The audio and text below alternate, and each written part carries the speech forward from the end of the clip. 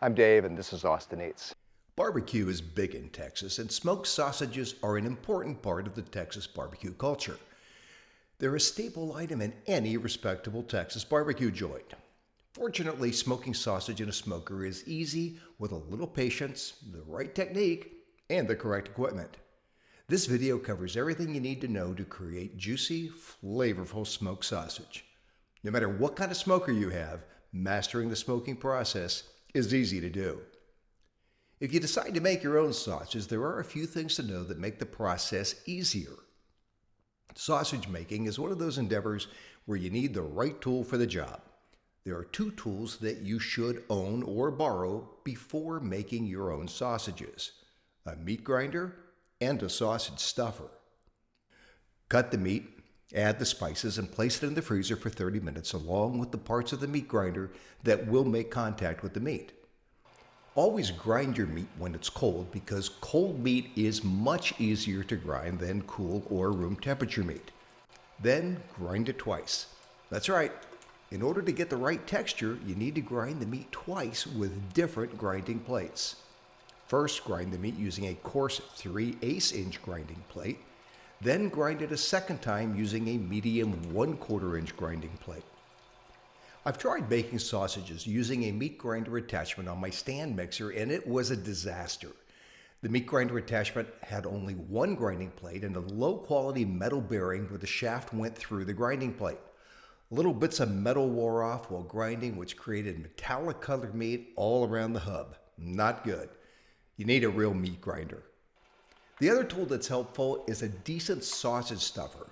I tried using an attachment for my meat grinder to stuff sausages, and it was an epic failure. It didn't push the meat fast enough and made sausages that had the consistency of a hot dog.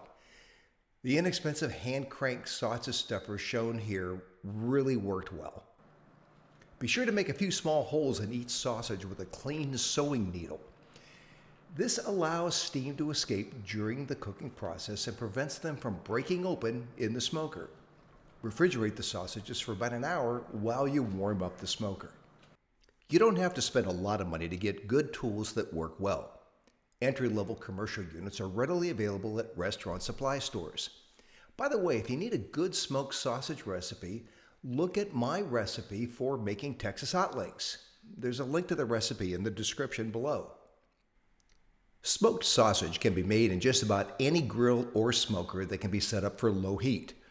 Each has its own advantages, but all can deliver the smoky flavor you're looking for when used properly. Start by setting up your smoker for indirect heat at 160 degrees Fahrenheit. Use the smokestack dampers to control the airflow and maintain the temperature of the smoker.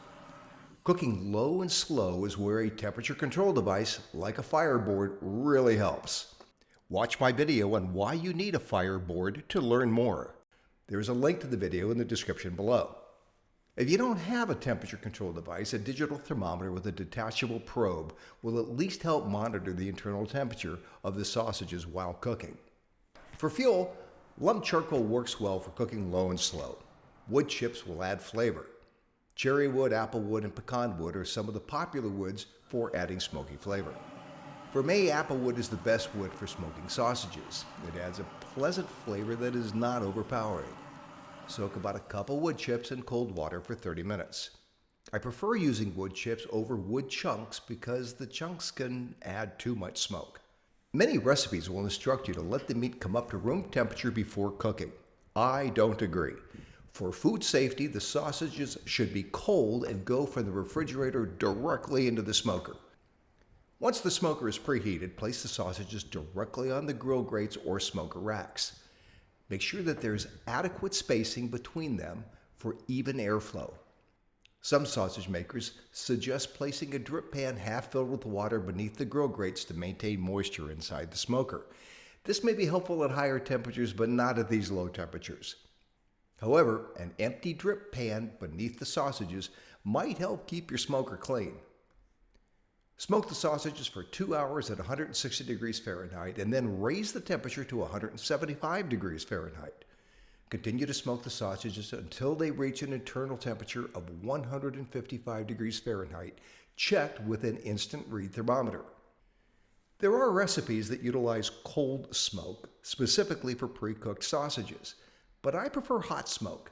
This way I know the sausages are actually fully cooked. When the sausages are almost done, prepare a large bowl of ice water.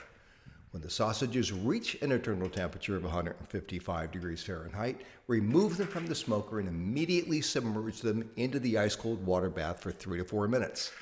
This will stop the cooking process and help prevent shriveling.